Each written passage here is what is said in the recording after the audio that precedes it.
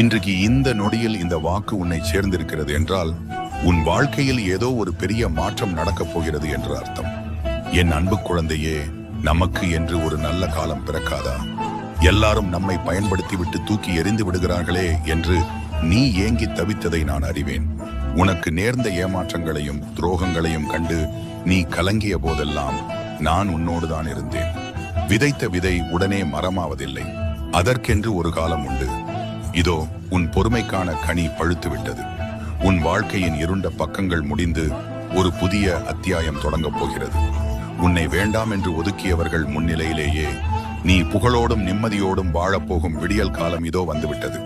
உன் குடும்பத்தில் இருந்த குழப்பங்கள் நீங்கும், பணத்தட்டுப்பாடு மறையும், தடைப்பட்ட சுபகாரியங்கள் அனைத்தும் தடையின்றி நடக்கும். என் வேல் உன்னை காக்கும். தைரியமாக முன்னேறு. இந்த முருகனின் வாக்கு உனக்கு நம்பிக்கையை தந்திருந்தால் என் மீது உனக்கு